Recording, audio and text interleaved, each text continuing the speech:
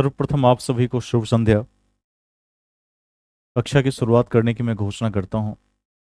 पिछली क्लास में हमने प्राचीन भारत को समाप्त कर लिया था, जो इतिहास का एक अत्यंत महत्वपूर्ण खंड था। और जैसे कि मैंने घोषणा की थी कि आज से हम मध्यकाल की शुरुआत करेंगे, ठीक है। और आप सभी ने पिछला रिवाइज भी किया होगा, ऐसा भी आप सभी से उम्मीद किया जाता है।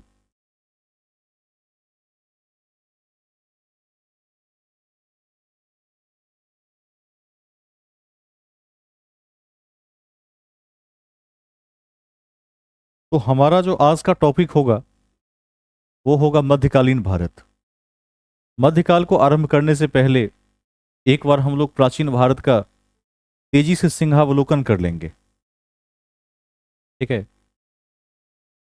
जब भी हम सिविल सेवा जैसी बड़ी परीक्षाओं की तैयारी करते हैं और इसमें कुछ अभ्यर्थी अन्य परीक्षा को माइंड में लेकर भी चल रहे हैं, जैसे दरोगा की परीक्षा इत्यादि, तो ध्यान रखिएगा जो जीएस का सिलेबस है वो 9 खंडों में बटा हुआ है। जिस 9 खंड में इतिहास, भूगोल, उसके बाद पॉलिटी और इकोनॉमिक्स, ये 4 ह्यूमैनिटीज के पोर्शन हैं। साथ ही विज्ञान के 3 खंड हैं जिसमें फिजिक्स, केमिस्ट्री और बायोलॉजी का अपना महत्व है, मिसलिनियस का अपना महत्व है। और एक सेक्शन है करंट अफेयर्स, जिसमें हम बिहार और नेशनल इंटरनेशनल को एक साथ लेकर चलते हैं। तो यह हमारी रणनीति का हिस्सा है। और इस कड़ी में हम इतिहास को 3 भागों में बांटकर देखते हैं, जिसमें आप सभी को ज्ञात है कि सबसे जो पहला खंड है वह है प्राचीन भारत, जो आपके परीक्षा के दृष्टिकोण से महत्वपूर्ण होता है। उसके पश्चात मध्यकालीन और आधुनिक भारत है। मैंने कक्षा की शुरुआत में भी इस बात की चर्चा की है कि आधुनिक भारत आपकी परीक्षा के दृष्टिकोण से सबसे अधिक महत्वपूर्ण है आज के संदर्भ में। उसके बाद इतिहास का जो दूसरा खंड सबसे महत्वपूर्ण हो जाता है वह प्राचीन भारत है।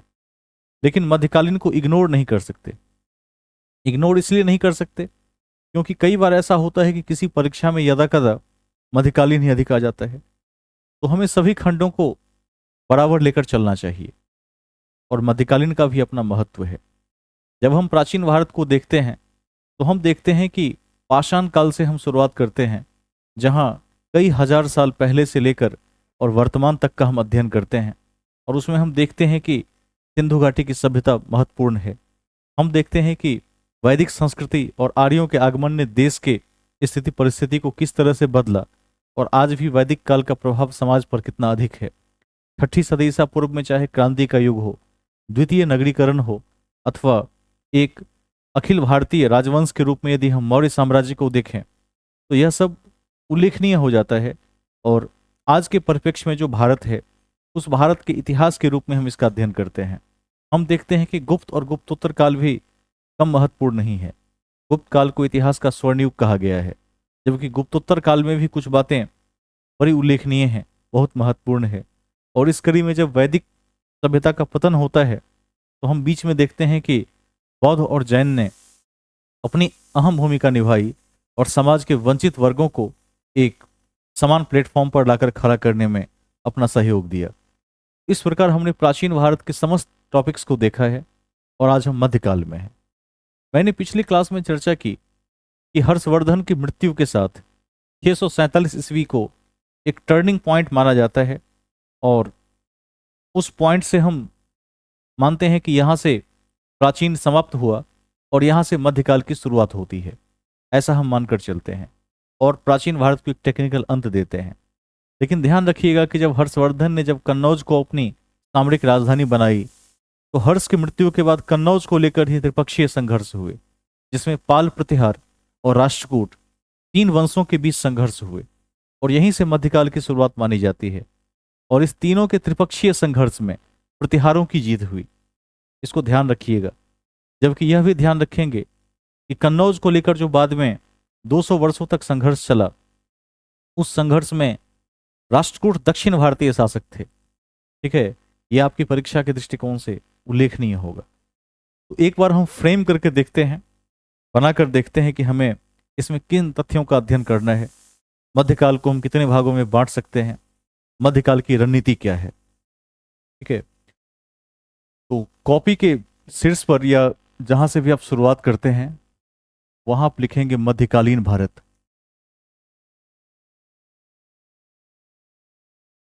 मध्यकालीन भारत।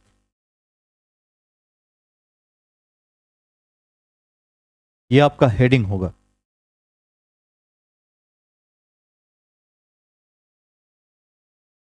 मध्यकालीन भारत। कालक्रम के दृष्टिकोण से याद रखना हो तो बिल्कुल याद होना चाहिए कि 647 से लेकर 1757 तक का काल। 647 से लेकर 1757 तक का काल मध्यकालीन भारत।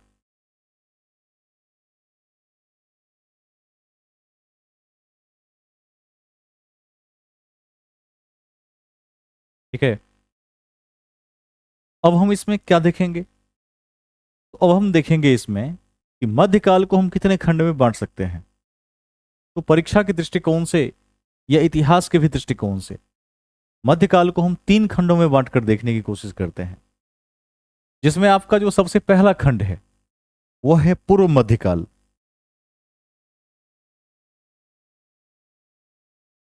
तो इसको हम डिवाइड करें एक बार।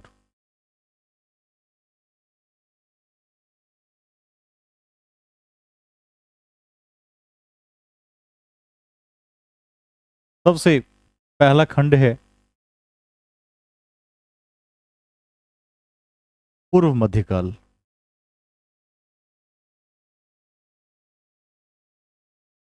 उसके बाद का खंड है सल्तनत युग।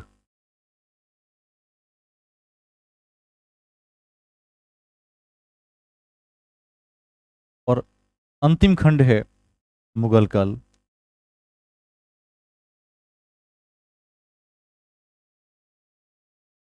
मुगल काल, इसको नोट डाउन कर लेंगे। मुगल काल।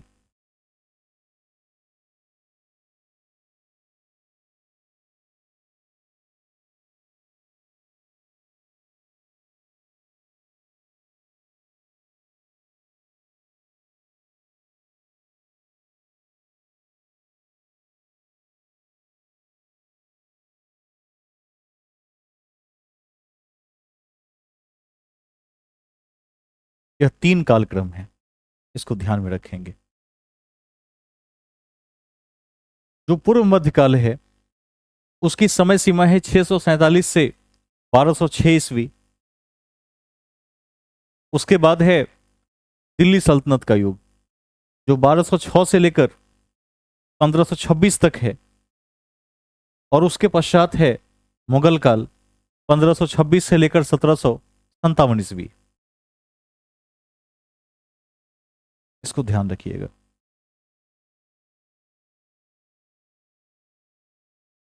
ठीक है। और ये आपको एकदम रटा हुआ होना चाहिए। जैसे मैंने आरंभ में भी कहा था कि प्राचीन भारत का सिलेबस आपको एकदम जिह्वाग्र पर याद होना चाहिए, और आगे जब भी कोई भी अन्य खंड पढ़ाई हो तो उसके सभी चैप्टर्स, उसके सभी खंडों का वर्गीकरण, यह सब आपको कंठाग्र होना चाहिए। यह अत्यंत आवश्यक होता है और उस अभ्यर्थी की निशानियां होती है जो सफलता के एकदम करीब होते हैं। अब हम आगे चलेंगे, थोड़ा समझ लेते हैं, फिर इसको और भी डिफाइन करेंगे। आपने देखा कि हजारों साल पहले से लेकर 647 तक का जो काल है वह प्राचीन भारत है। और जब हर्षवर्धन की मृत्यु हो जाती है तो कन्नौज को लेकर राजनीतिक संघर्ष शुरू हो जाते हैं। और उस संघर्ष में 3 राजवंश सामने आते हैं, जिसमें पाल, प्रतिहार और राष्ट्रकूट उल्लेखनीय है। जब तीनों राजवंशों में संघर्ष होता है तो अंत में प्रतिहारों की विजय होती है। ठीक है। और उसके बाद क्या होता है, शासन आगे बढ़ता है। और उसी कड़ी में सबसे पहली बार हम इतिहास में देखते हैं कि मुस्लिम राष्ट्रों से, इस्लामिक राष्ट्रों से यात्री आना शुरू हो जाता है। और जब यात्रियों के आगमन की शुरुआत होती है तो उसी कड़ी में समय के साथ 712 में मोहम्मद बिन कासिम का आगमन होता है, जो सबसे पहले मुस्लिम शासक के रूप में आप उसे देख सकते हैं। ठीक है। और जब कासिम का आगमन होता है, उसके बाद क्रमशः और भी शासकों का आगमन होता है, और इस तरह से एक इस्लामिक राजवंश की कड़ी आगे बढ़ती हुई चली जाती है, जो अपने आप में एक विराट परिवर्तन है। और इस परिवर्तन को आगे जाकर फिर क्या होता है, अंग्रेज रोकते हैं, ब्रिटिश रोकते हैं। इसीलिए ध्यान दीजिएगा कि मुगल काल के बाद फिर से ऐतिहासिक युग बदल जाता है। ठीक है। अब हम पूर्व मध्यकाल में हैं। अब पूर्व मध्यकाल को आप 3 भागों में बांट दीजिए, जगह हो तो 3 पार्ट्स कर दीजिए।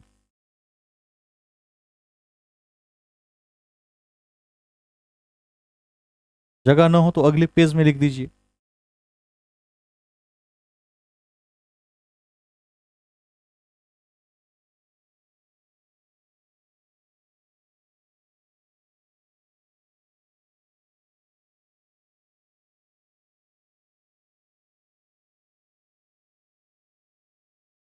ठीक है। अब सबसे पहला जो खंड होगा उसमें लिख दीजिए, हर्ष की मृत्यु के बाद,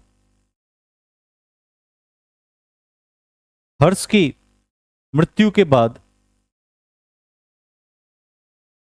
कन्नौज को लेकर त्रिपक्षीय संघर्ष। हर्ष की मृत्यु के बाद कन्नौज को लेकर त्रिपक्षीय संघर्ष।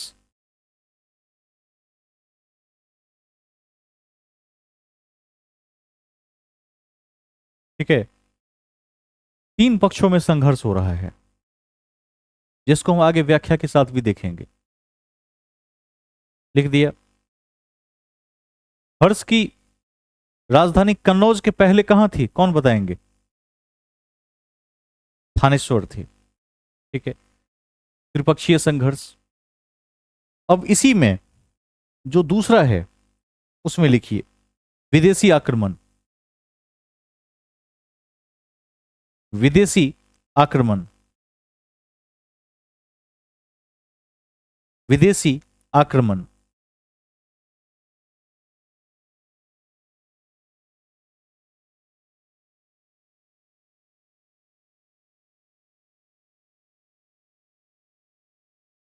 तीसरा, इसमें तीसरे पॉइंट में, पूर्व मध्यकाल में तीसरा पॉइंट, उत्तर भारत का राजपूत राज्य।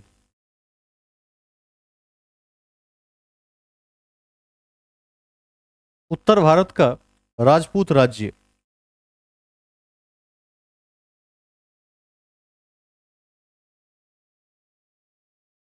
ठीक है। तो इन 3 बातों का अध्ययन हम पूर्व मध्यकाल में करेंगे। अब इसके बाद जो हमारा दूसरा पॉइंट है वह क्या है, दिल्ली सल्तनत। तो दिल्ली सल्तनत में भी एक एरो देकर लिख दीजिए नीचे, उसमें और क्या क्या पढ़ना है। दिल्ली सल्तनत, उसमें लिख दीजिए क्षेत्रीय राज्य।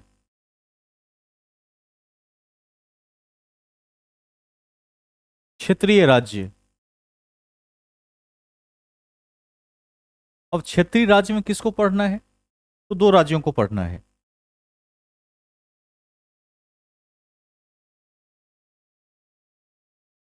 दिल्ली सल्तनत तो पहले से हमने लिख दिया है। ठीक है। यही सल्तनत युग को ही दिल्ली सल्तनत कहते हैं। इसी में एक एरो देकर लिख दीजिए क्षेत्रीय राज्य, रीजनल स्टेट्स। अब क्षेत्रीय राज्य में पहला लिखिए, फर्स्ट विजयनगर। पहला विजयनगर, और दूसरा बहमनी। इन 2 को एकदम याद कर लेना है। विजयनगर और बहमनी से क्वेश्चन काफी पूछे जाते हैं यहां पर। और एक बात ध्यान रखेंगे कि जब मैं सल्तनत युग कहता हूं तो मैं तुर्क अफगान के विषय में चर्चा करता हूं। तो जहां पर आपने सल्तनत युग लिखा है वहीं ब्रैकेट में कहीं मेंशन कर दीजिए तुर्क अफगान, तुर्क डैश अफगान।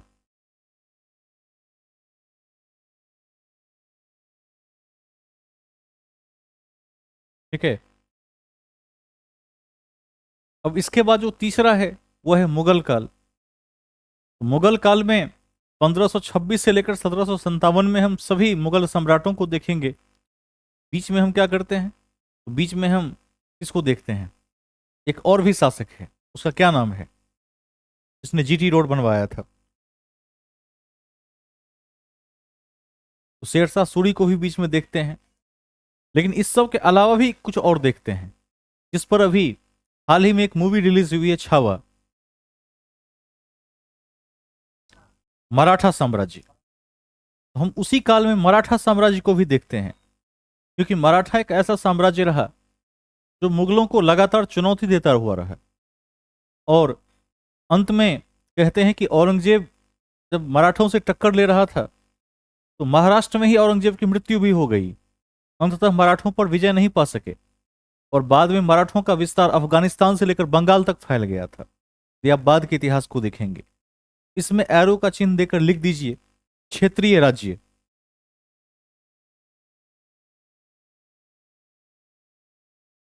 क्षेत्रीय राज्य। और क्षेत्रीय राज्य में लिख दीजिए मराठा। इन्हीं का माइक ऑन है शायद, देख लें एक बार। मुगल में ही, हाँ, मुगल में ही एरो का चिन्ह देकर साथ ही पढ़ लेंगे क्षेत्रीय राज्य। और क्षेत्रीय राज्य में लिख देंगे मराठा प्लस शिवाजी, क्योंकि शिवाजी मराठा शासक ही थे, लेकिन शिवाजी को विशेष रूप से देखेंगे। मराठा प्लस शिवाजी। ठीक है। अब जो विदेशी आक्रमण है, जहां आपने विदेशी आक्रमण लिखा था, किसमें लिखा था, पूर्व मध्यकाल में लिखा था, तो विदेशी आक्रमण को भी तीन भाग में बांट दीजिए, उसका भी तीन पार्ट कर देंगे, अरब, तुर्क और अफगान। अरब, तुर्क और अफगान। ठीक है। यह हमारा सिलेबस है मध्यकाल का। मध्यकाल का सिलेबस इसी के इर्द गिर्द घूमेगा। मैं फिर से एक बार दोहरा देता हूं। मध्यकालीन इतिहास को हम तीन खंड में बांटकर देखते हैं: पूर्व मध्यकाल, सल्तनत युग और मुगल काल। 647 से लेकर और कहां तक, 1206 तक पूर्व मध्यकाल है। 1206 से लेकर 1526 तक सल्तनत का युग है। ध्यान रखिएगा कि सल्तनत काल में गुलाम, तुगलक, खिलजी, सैयद और लोदी, इन पांच वंशों का अध्ययन करते हैं। और उसके बाद आता है मुगल काल, जो 1526 से लेकर 1757 तक, यानी अंग्रेजों के आने से पहले तक है, जिसमें बाबर, हुमायूं, अकबर, जहांगीर, शाहजहां, औरंगजेब, और बीच में एक शासक शेरशाह सूरी को भी देख लेते हैं। और साथ ही औरंगजेब के बाद जो शासक हुए, कुछ अयोग्य शासक, उनको भी देखते हैं। बहादुर शाह जफर का भी हम अध्ययन करते हैं। जब आप एनसीईआरटी पढ़ेंगे तो आप देखेंगे कि 57 की क्रांति में बहादुर शाह जफर का भी आंशिक योगदान था। लोगों ने उसे देश का नेता मान लिया था, राष्ट्रीय नेता मान लिया था, और उसी के बैनर तले भारतीयों ने अंग्रेजों के विरुद्ध आंदोलन किया था। यह एनसीईआरटी की पुस्तकों में उद्धृत है। वहां तक जाकर हम देखेंगे, बहादुर शाह जफर तक जाकर देखेंगे। और बीच में छोटे छोटे एक आध शासक हैं, उसको भी देखने का प्रयास करेंगे। ठीक है। और ध्यान रखिएगा कि जब हम दूसरे पार्ट यानी दिल्ली सल्तनत को पढ़ते हैं, इस कड़ी में हम विजयनगर और बहमनी को देख लेते हैं। और जब मुगल साम्राज्य को पढ़ते हैं तो मराठों का अध्ययन हम साथ साथ कर लेते हैं। जब पहले वाले सेक्शन में विदेशी आक्रमण को देखते हैं तो वहां तीन वंशों को देखते हैं। किस किस को देखते हैं, अरब, तुर्क और अफगान को देखते हैं। तो ये हमारा सिलेबस है। यदि इसे आप दो तीन बार देखने की कोशिश करेंगे तो आपको यह याद हो जाएगा। और हम आगे चलें, सबसे पहले खंड में चलेंगे। ठीक है। हेडिंग बनाकर लिखिए हर्ष की मृत्यु के बाद, हर्ष की मृत्यु के बाद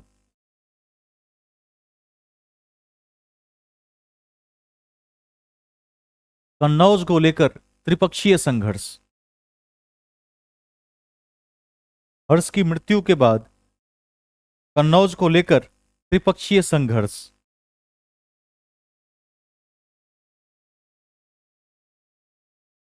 त्रिपक्षीय संघर्ष।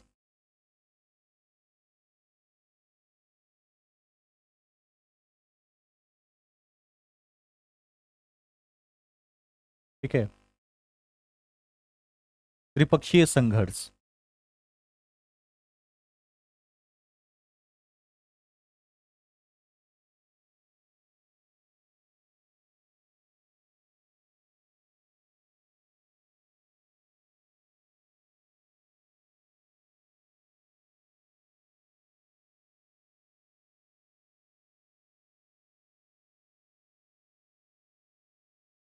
आप लिखेंगे नीचे त्रिपक्षीय संघर्ष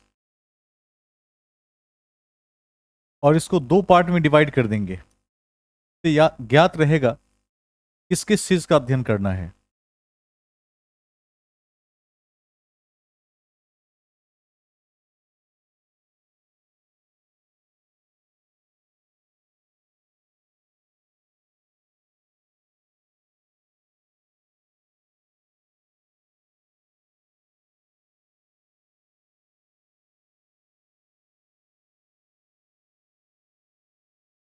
एक तरफ पाल प्रतिहार और राष्ट्रकूट और दूसरी ओर चोल काल। इसे दक्षिण भारत का स्वर्ण युग कहा जाता है, कभी नहीं भूलेंगे, वेरी वेरी इंपॉर्टेंट।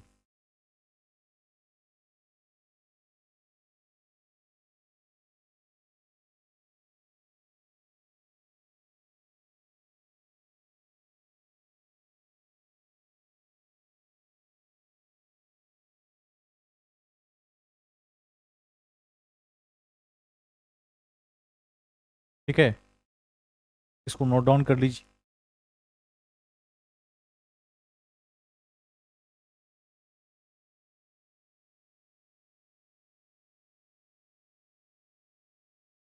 यदि आपसे पूछा जाएगा कि भारतीय इतिहास का स्वर्ण युग, तो गुप्त काल होगा, और दक्षिण भारतीय इतिहास का स्वर्ण युग तो चोल काल हो जाएगा।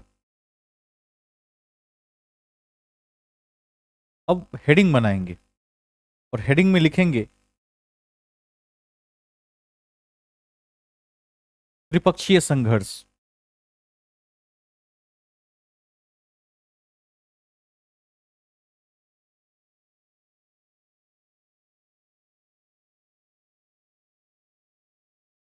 त्रिपक्षीय संघर्ष।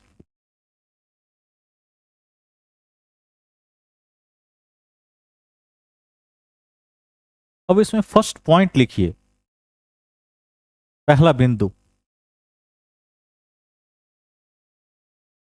लिखिए, 647 ईस्वी में हर्ष की मृत्यु के बाद,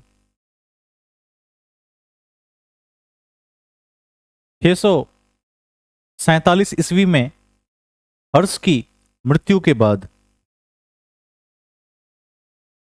हर्ष की मृत्यु के बाद कन्नौज को लेकर त्रिपक्षीय संघर्ष शुरू हुआ। कन्नौज को लेकर त्रिपक्षीय संघर्ष शुरू हुआ।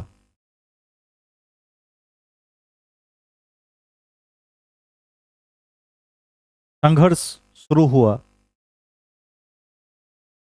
जिसमें पाल प्रतिहार और राष्ट्रकूट,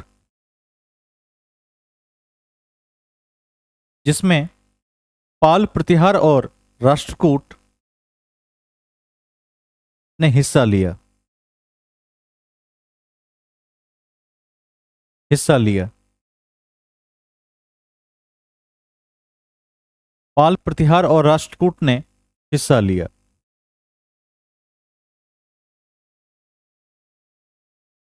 लिखिए, यह संघर्ष 200 वर्षों तक चला। यह संघर्ष 200 वर्षों तक चला। 200 वर्षों तक चला एवं एवं अंतिम कामयाबी प्रतिहारों को प्राप्त हुई।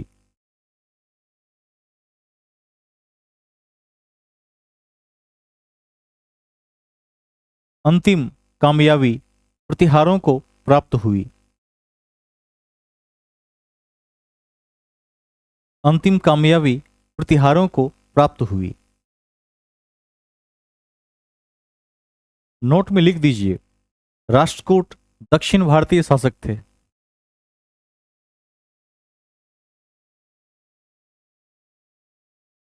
दक्षिण भारतीय शासक थे।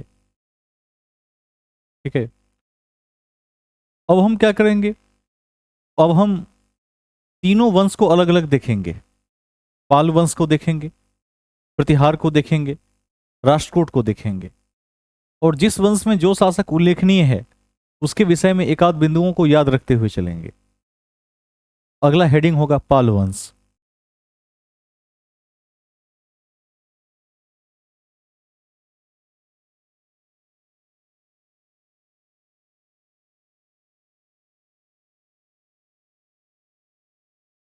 पाल वंश 750 से लेकर 1174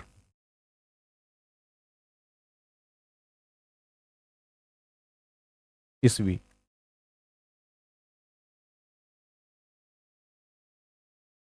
पाल वंश। ठीक है, अब इसकी क्या खास बातें हैं? इसकी पहली जो खास बात है वो यह है कि जो इस वंश का संस्थापक गोपाल था, वह इतिहास का पहला शासक है जिसे लोकतांत्रिक तरीके से चुना गया है। इसमें पहले लिखिए संस्थापक गोपाल। संस्थापक गोपाल।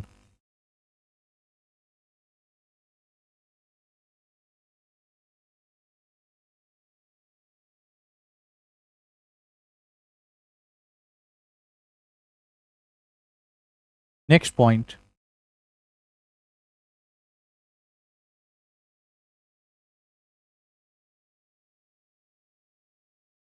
लिखिए लोकतांत्रिक तरीके से चुना गया पहला शासक था। लोकतांत्रिक तरीके से चुना गया पहला शासक था।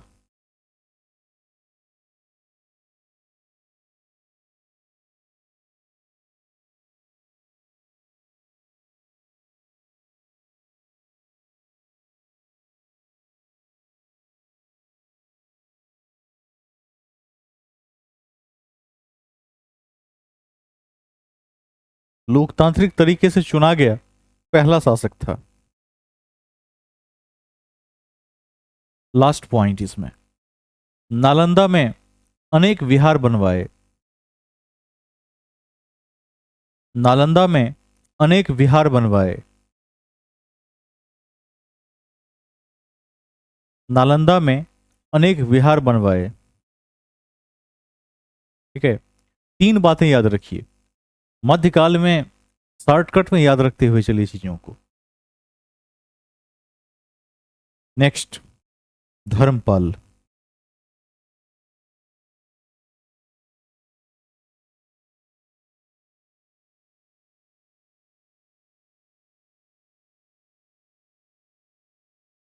अगला शासक है धर्मपाल।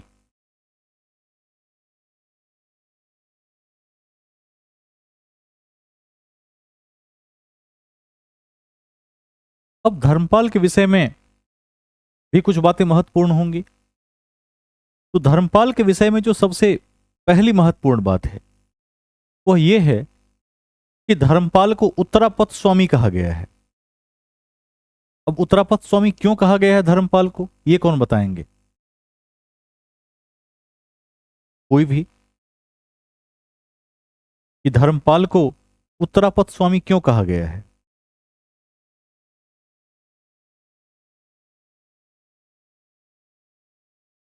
धर्मपाल को उत्तरापथ स्वामी इसलिए कहा गया है क्योंकि धर्मपाल एक ऐसे सम्राट थे जिन्होंने बौद्ध धर्म का प्रचार प्रसार संपूर्ण उत्तर भारत में करने में भूमिका निभाई, महत्वपूर्ण भूमिका निभाई।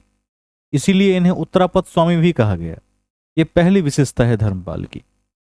और इनकी और भी विशेषताएं हैं। एक और विशेषता अति महत्वपूर्ण है।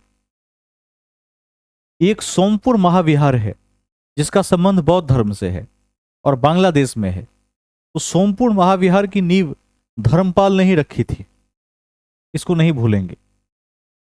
और तीसरी जो महत्वपूर्ण बात है वो ये है कि भागलपुर के विक्रमशिला विश्वविद्यालय में बौद्ध के व्रजायन शाखा की पढ़ाई आरंभ करवाई, जिसका संबंध तंत्र विद्या से है। तो इन दो तीन कारणों से धर्मपाल को याद रखा जाता है। और नालंदा के संस्थापक को भी याद रखेंगे साथ में। नालंदा की स्थापना कुमारगुप्त ने की थी, इसे भी कभी नहीं भूलेंगे। ठीक है। वेनसांग इत्यादि के समय में जो भी चीजें बौद्ध से जुड़ी हुई थी उसको भी ध्यान में रखेंगे। फिलहाल हम विक्रमशिला की चर्चा कर रहे थे। तो यह तीन बातें यदि आप याद रख लेते हैं तो धर्मपाल समाप्त है। देखिए फर्स्ट पॉइंट, पहला बिंदु, देखिए धर्मपाल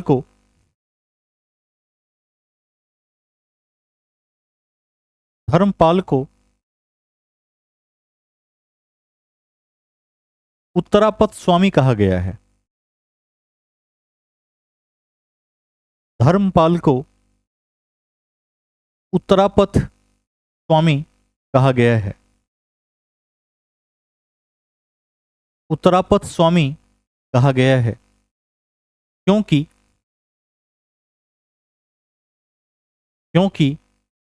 उन्होंने भारत के उत्तरी भागों में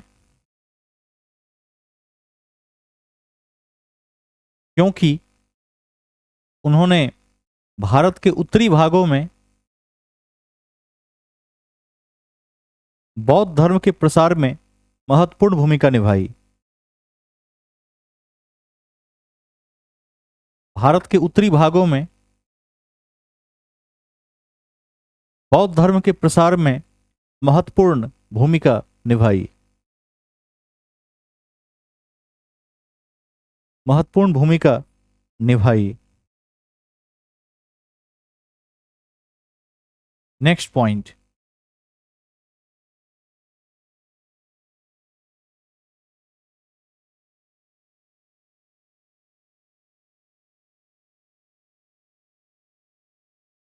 देखिए सोमपुर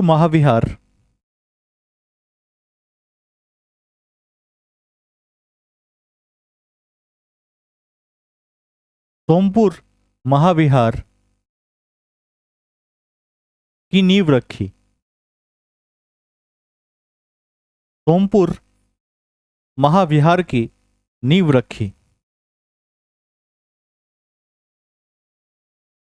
सोमपुर महाविहार की नींव रखी।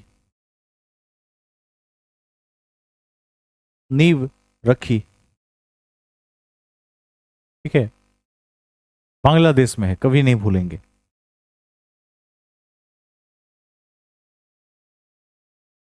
तीसरा पॉइंट लिखिए, विक्रमशिला विश्वविद्यालय की नींव रखी।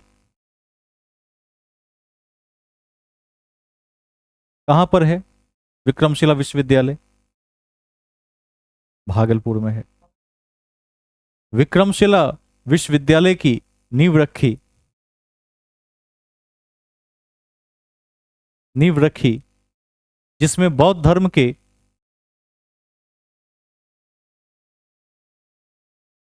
जिसमें बौद्ध धर्म के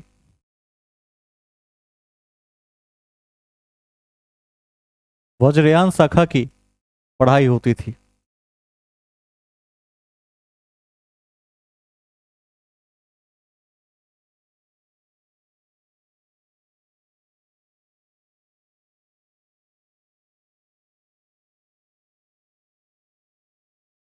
जिसमें बौद्ध धर्म के वज्रयान शाखा की पढ़ाई होती थी।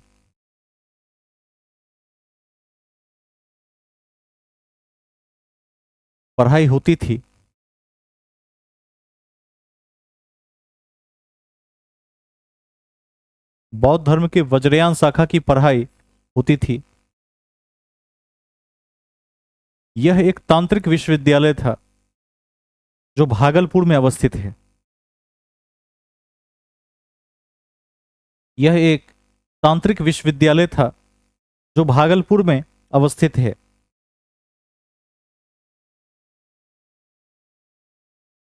वेरी वेरी इंपॉर्टेंट कर दीजिए इस पॉइंट को, बहुत बार पूछने की संभावना है, लगातार पूछा जाएगा, अति महत्वपूर्ण है।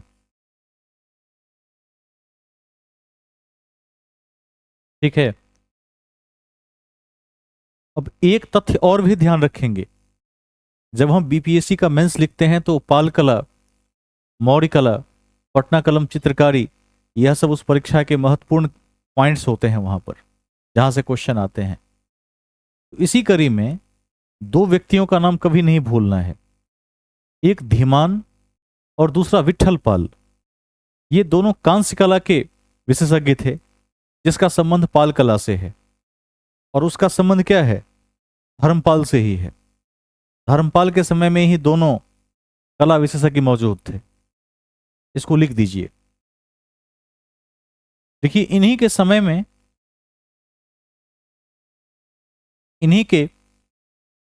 में धीमान एवं विट्ठल पाल,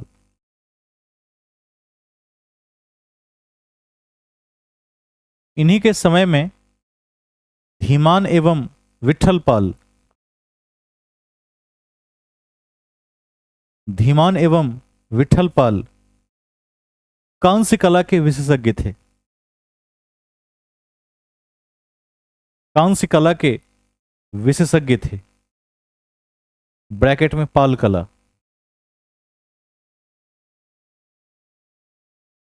पाल कला।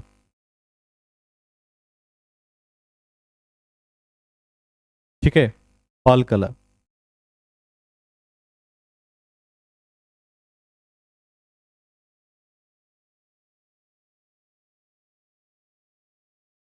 अगले शासक का नाम लिखेंगे, देवपाल। देवपाल।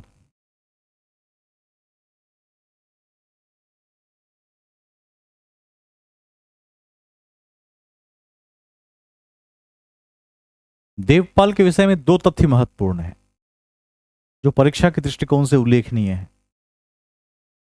सबसे पहला तथ्य यह है, इनके समय में जावा इंडोनेशिया का एक शासक था, शैलेंद्र वंशीय शासक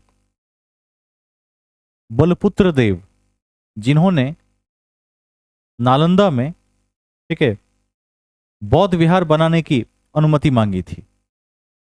और दूसरी महत्वपूर्ण विशेषता क्या है, कौन बताएंगे? इनके समय में एक यात्री आया था, उस यात्री का क्या नाम है और वह यात्री किस देश से आया था?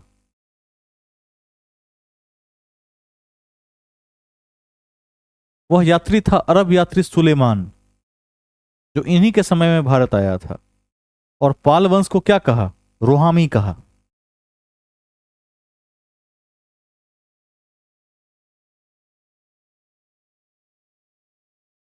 यह बहुत बार पूछा गया क्वेश्चन है। जैसे चीन के लोग भारत को मिंतु अथवा यिंतु के नाम से जानते हैं, इसी तरह से इसने पाल वंश को रोहामी कहा। तो दो तथ्य याद रखना है, एक तो शैलेंद्र वंशीय शासक के विषय में, और दूसरा कि सुलेमान के विषय में। मैंने पहले ही स्पष्ट कर दिया था कि मध्यकाल में अब अरब से यात्री आएंगे, ठीक है, और ऐसे यात्री आएंगे जिनका संबंध इस्लाम शासकों से होगा। और बाद में क्या होगा, 712 में हम मोहम्मद बिन कासिम को भी देखेंगे, और वहां से इस्लामिक परंपराओं के राजाओं का हम अध्ययन करेंगे। तो लिखिए फर्स्ट पॉइंट इसमें, लिखिए इन्हीं के समय में, इन्हीं के समय में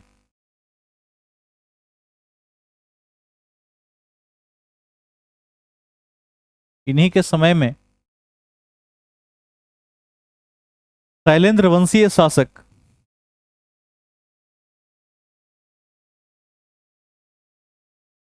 बलपुत्र देव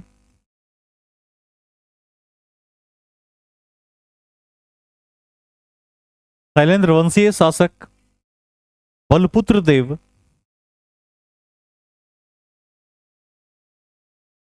बलपुत्र देव ब्रैकेट में जावा इंडोनेशिया, जावा इंडोनेशिया,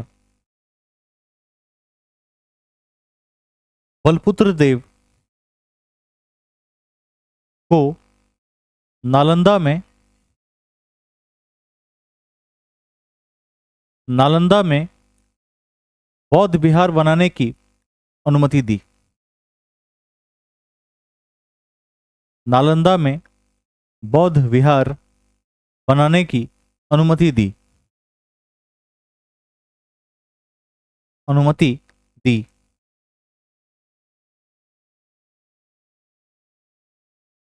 ठीक है। अरब यात्री सुलेमान को ध्यान रखिएगा, इसको भी नोट डाउन कर लीजिए। देखिए, इन्हीं के समय में अरब यात्री सुलेमान आया, इन्हीं के समय में अरब यात्री सुलेमान आया जिसने पाल वंश को रोहामा कहा या रोहामी कहा।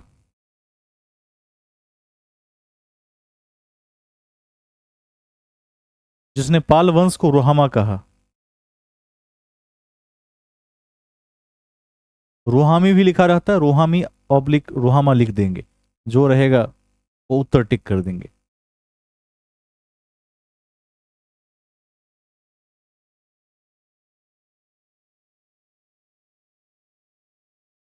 ठीक है।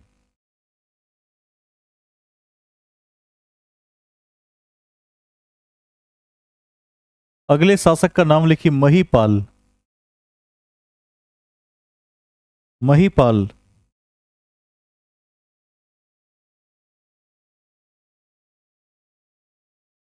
अब इनके विषय में एक तथ्य ध्यान रखना है कि चोल वंश के शासक राजेंद्र प्रथम ने इनको परास्त किया था। वही राजेंद्र प्रथम जिन्होंने गंगई कोंड की उपाधि धारण की थी, क्योंकि गंगा के क्षेत्रों को जीत लिया था। हम आगे पढ़ेंगे दक्षिण भारत में, फिलहाल एक पॉइंट लिख लेते हैं। देखिए, इन्हें चोल वंश के शासक राजेंद्र प्रथम ने पराजित किया। इन्हें चोल वंश के शासक राजेंद्र प्रथम ने पराजित किया,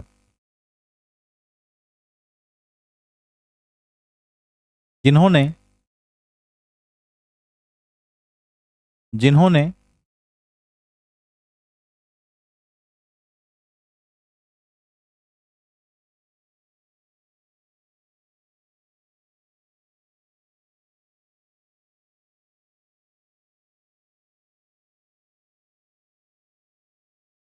गंगईकोंड चोलपुरम की उपाधि धारण की थी। जिन्होंने गंगईकोंड चोलपुरम की उपाधि धारण की थी।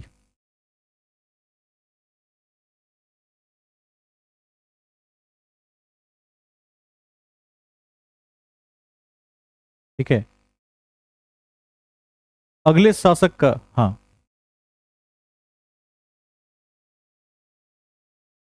राजराज प्रथम ने भी हराया था, लेकिन राजेंद्र प्रथम को जरूर याद रखेंगे, यह पूछा जा सकता है। देश चर्चा हम आगे करेंगे जब दक्षिण भारत को देखेंगे। ठीक है, चोल साम्राज्य में पढ़ा देंगे और सब। नेक्स्ट पॉइंट लिखिए, रामपाल। हर शासक के विषय में एक आध महत्वपूर्ण फैक्ट्स को फिलहाल याद रख लीजिए। रामपाल लिख दीजिए, अंतिम शासक था। अंतिम शासक था।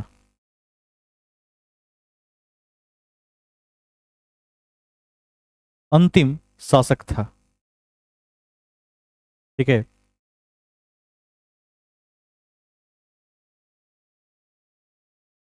अब इसके विषय में क्या क्या महत्वपूर्ण है? इसके विषय में महत्वपूर्ण है, इनके समय में उत्तर रामचरित का संकलन हुआ था दोबारा। जिसमें अति प्रसिद्ध कैवर्त विद्रोह की चर्चा मिलती है। कैवर्त विद्रोह क्या है, आप में से कौन बताएंगे? कैवर्त विद्रोह।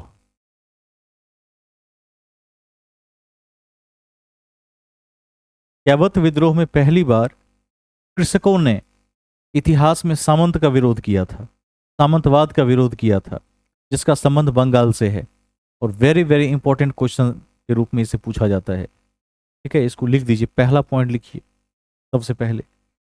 देखिए, अंतिम शासक था, अंतिम शासक था, अंतिम शासक था। नेक्स्ट पॉइंट, इसी के समय में, इसी के समय में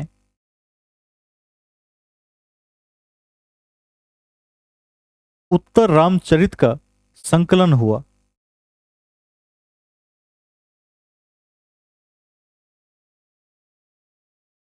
उत्तर रामचरित का संकलन हुआ,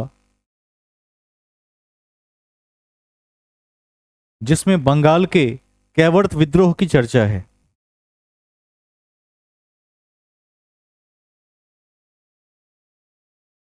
जिसमें बंगाल के कैवर्त विद्रोह की चर्चा है।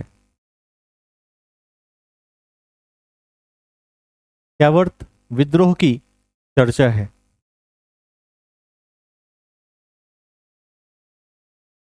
पैराग्राफ बदलकर वहीं लिख दीजिए। देखिए, संभवतः कैवर्त ऐसे पहले समूह थे, कृषक समूह थे। संभवतः कैवर्त ऐसे पहले कृषक समूह थे, कृषक समूह थे जिन्होंने, संभवतः कैवर्त ऐसे पहले कृषक समूह थे जिन्होंने सामंतवाद का विरोध किया था। सामंतवाद का विरोध किया था।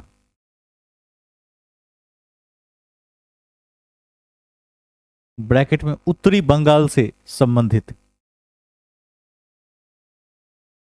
उत्तरी बंगाल से संबंधित,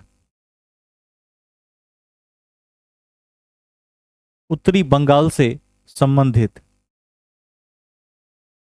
ठीक है, आगे चलते हैं। इस प्रकार हमने देखा कि पाल वंश का अंतिम शासक रामपाल था और हमने पाल वंश को भी समाप्त कर दिया है। एक तथ्य को ध्यान में रखेंगे कि लोकतांत्रिक तरीके से चुना गया पहला शासक गोपाल था, जबकि एक और शासक है, इसी कड़ी में एक और भी शासक है जिसे लोकतांत्रिक तरीके से चुना गया था, उसको भी लिखवा देते हैं। नोट में लिख दीजिए, नोट में लिखिए, पल्लव शासक, पल्लव शासक नंदीवर्मन।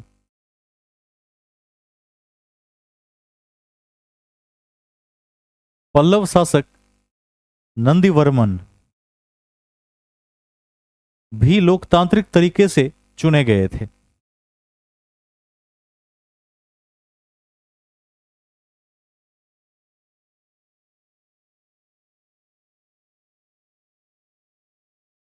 पल्लव शासक नंदीवर्मन भी लोकतांत्रिक तरीके से चुने गए थे।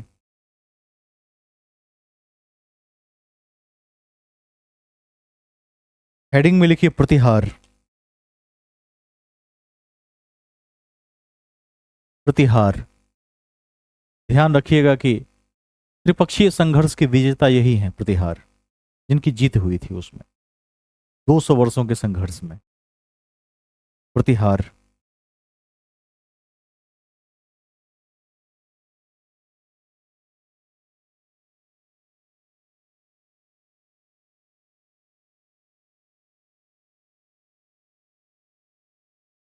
8वीं से 11वीं सदी, 8वीं से 11वीं सदी।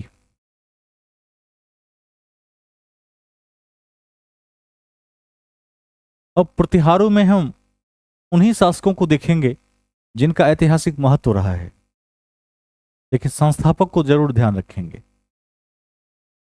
तो लिखिए, संस्थापक में हरिश्चंद्र, संस्थापक में हरिश्चंद्र।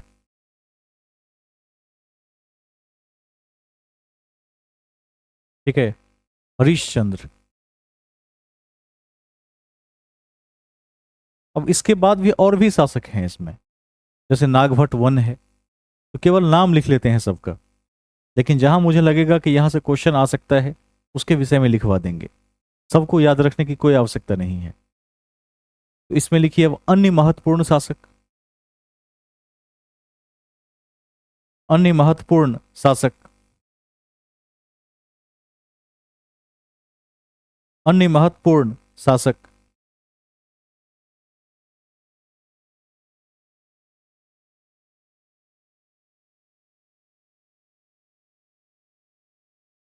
देखिए, नागभट्ट प्रथम, नागभट्ट प्रथम,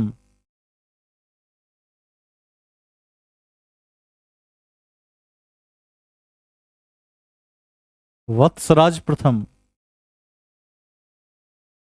नागभट्ट प्रथम, वत्सराज प्रथम।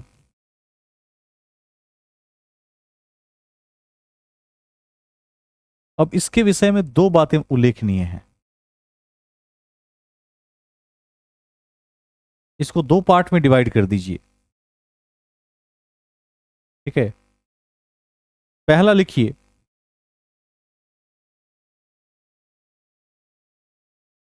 धर्मपाल के साथ संघर्ष हुआ।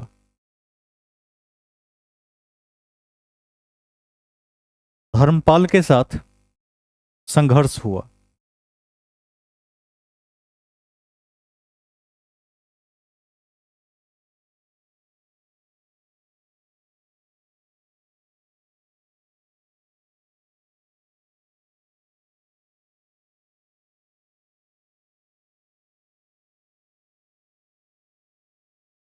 दूसरे पार्ट में लिख दीजिए, राष्ट्रकूट शासक ध्रुव के साथ भी संघर्ष किया।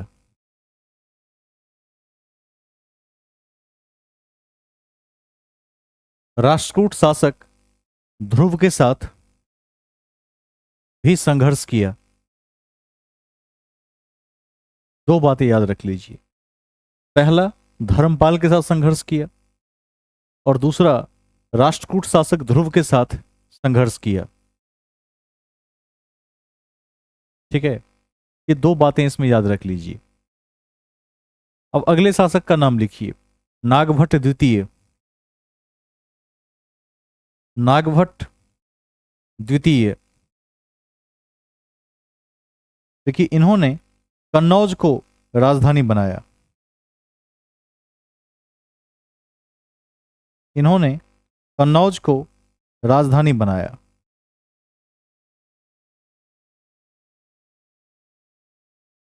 इन्होंने कन्नौज को राजधानी बनाया।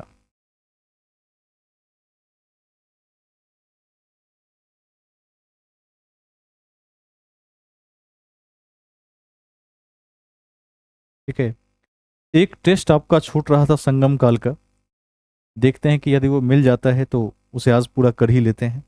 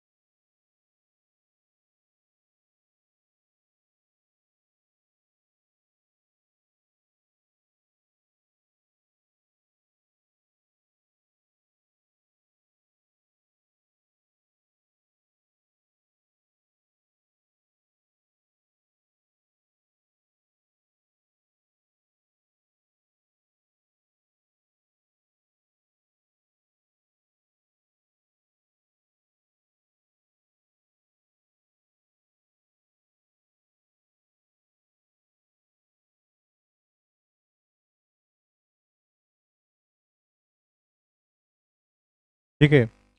हमने बीच में संगम काल का भी अध्ययन किया था, और संगम काल में हमने कवियों के सम्मेलन के साथ साथ अगस्त ऋषि इत्यादि को देखा था, और ढेर सारे पॉइंट्स का हमने अध्ययन किया था। ठीक है।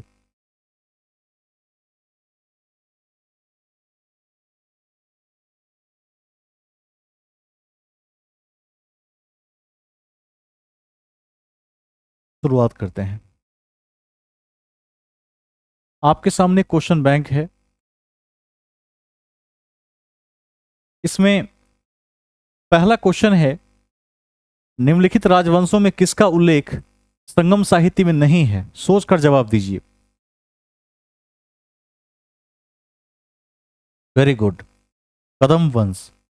ये लिखवा भी दिए थे, कॉपी में है कि नहीं है? सबकी कॉपी में लिखा हुआ है। इस काल में कदम वंश का उल्लेख नहीं है, इसको ध्यान रख लेंगे। संगम युग में उरैयूर किसके लिए विख्यात है? तो कपास के व्यापार का महत्वपूर्ण केंद्र था उरैयूर, इसको ध्यान रखिएगा। दक्षिण भारत के किस वंश के राजा ने रोम राज्य में एक दूत को भेजा था? रोम साम्राज्य में एक दूत को भेजा था, क्या होगा उत्तर? इसका उत्तर होगा पांड्य शासक। रोम में एक दूत को भेजा था। ये नहीं लिखवाए थे क्या? कितने लोगों को याद है कि ये लिखवा दिए थे?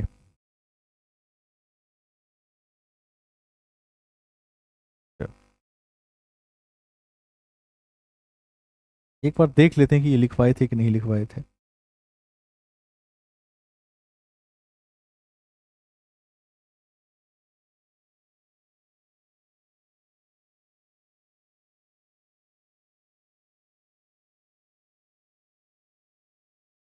इसको ध्यान रख लीजिएगा, बहुत महत्वपूर्ण है।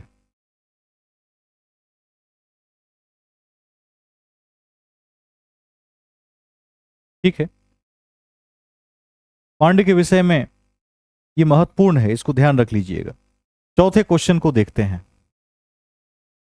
धार्मिक कविताओं का संकलन कुरल किस भाषा में है? तमिल भाषा में है। कुरल के रचयिता कौन है? तिरुवल्लुवर। ठीक है, जिसे दक्षिण भारत का कबीर के नाम से भी जाना जाता है। पांचवा क्वेश्चन, तोलकाप्पियम ग्रंथ का संबंध किससे है? व्याकरण और काव्य से है। अगला क्वेश्चन, सिलप्पाधिकारम का लेखक कौन था? सिलप्पाधिकारम का लेखक कौन था? क्या होगा? करिकाल। ठीक है, क्या होगा?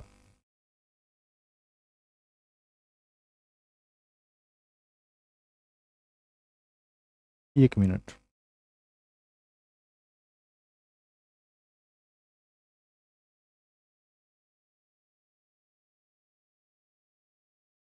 इस प्रश्न को दोबारा देखना चाहिए हमें। इस प्रश्न को दोबारा देखना चाहिए।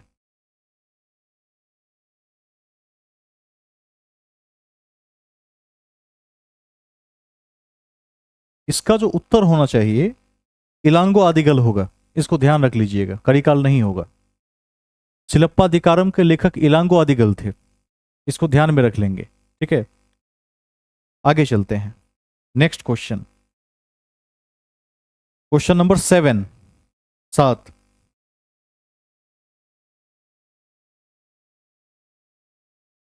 इसको मैच कीजिए। किससे किसको मैच करेंगे, एक बार देखकर बताइए।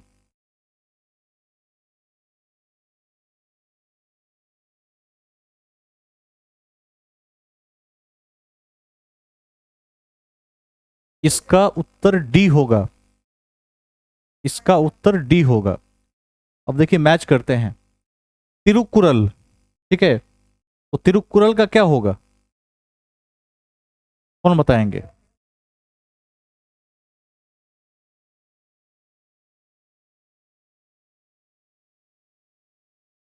तिरुक्कुरल एक फिलॉसफी है, ठीक है। तोलक्कापियम, तो तोलक्कापियम का क्या होगा, व्याकरण हो जाएगा। शिलप्पादिकारम एक प्रेम कथा होगा। और मणि मैखल, तो मणि मैखली क्या होगा, वणिक कथा हो जाएगा। इसका डी उत्तर होना चाहिए। ये 2 4 1 3 का सीरीज सही होगा। 8वां को देखिए, लघु वेद की संज्ञा किसे दी गई है, बता दिए थे, कुरल। कुरल को लघु वेद भी कहा जाता है। और यह भी बता दिए थे कि महाभारत को हिंदू साहित्य का 5वां वेद भी कहा जाता है, इसको भी ध्यान रखिएगा। नेक्स्ट, संगमकालीन साहित्य में कौन, को एवं मन्नम किसके लिए प्रयुक्त होते थे, राजा के लिए। तृतीय संगम हुआ था, कहां हुआ था, मदुरै में हुआ था। ये लिखवा दिए थे तीनों संगम।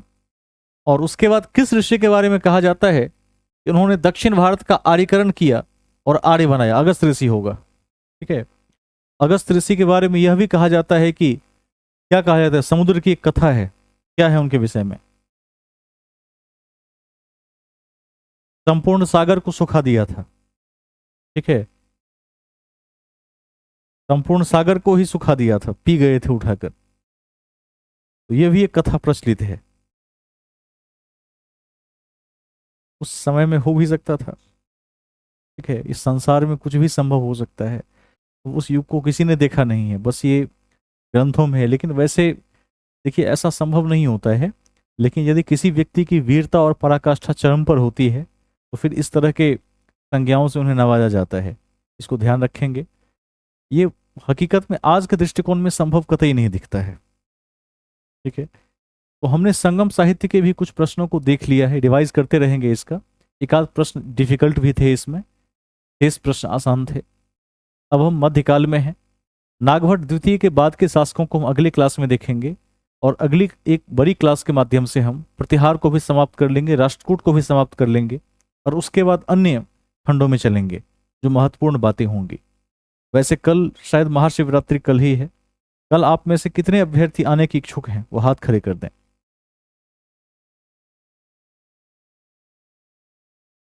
खड़े ही रखें, एक बार काउंट कर लेते हैं। तो ऐसा तो नहीं कि उपवास के कारण बहुत सारे अभ्यर्थी एब्सेंट हो जाएंगे।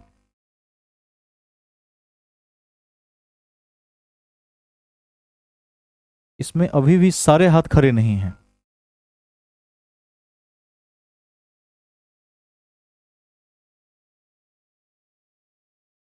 नहीं, महाशिवरात्रि के कारण कौन कौन एब्सेंट हो जाएंगे कल की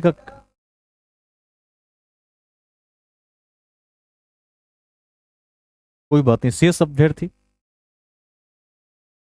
ठीक है। कल की क्लास ली जाएगी, ठीक है।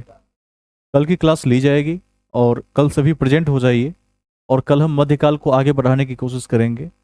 और इसके साथ ही कल कौन सी पूजा है, अच्छा वो निजी कार्डों में आ गया, ठीक है। राष्ट्रीय छुट्टी, नेशनल हॉलिडे की रीजन में मैं पूछ रहा था, उसके परिप्रेक्ष्य में पूछ रहा था। कोशिश करिए कि आ जाइए और समय देकर क्लास कर लीजिए कल।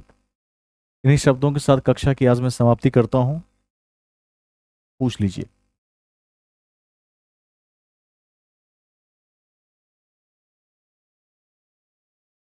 हाँ,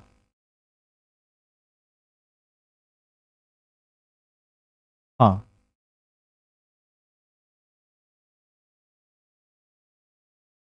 शिव की प्रतिमा वाला सिक्का चलाया था, ठीक है।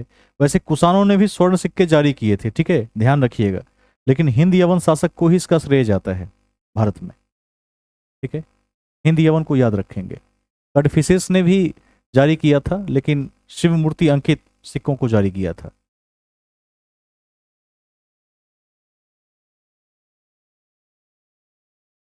बताया जाए,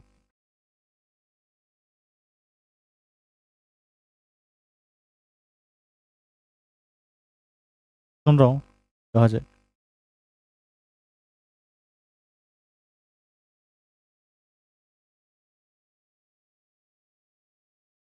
1 मिनट, पहला क्वेश्चन दोबारा से दोहराइए एक बार।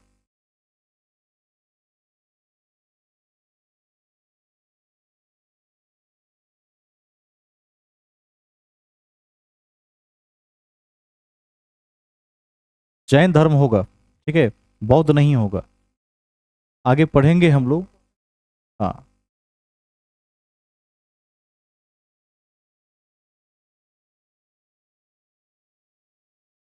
शिलप्पाधिकारम और मणिमेखले किस परीक्षा में दिया हुआ था?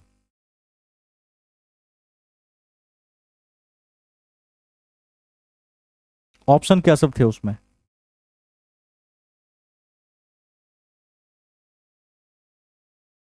शिलप्पाधिकारम।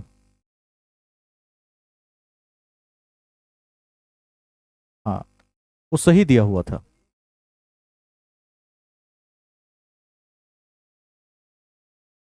हाँ, तो दोनों ठीक ही हैं। ठीक है, सही ही हैं दोनों। ठीक है, और किन्हीं का प्रश्न है? ठीक है, कल सभी अभ्यर्थी प्रेजेंट हो जाएंगे और कल हम इस क्लास को फिर से आगे बढ़ाएंगे और वहां से हम मध्यकाल को देखेंगे। सभी को शुभ रात्रि और सभी का धन्यवाद।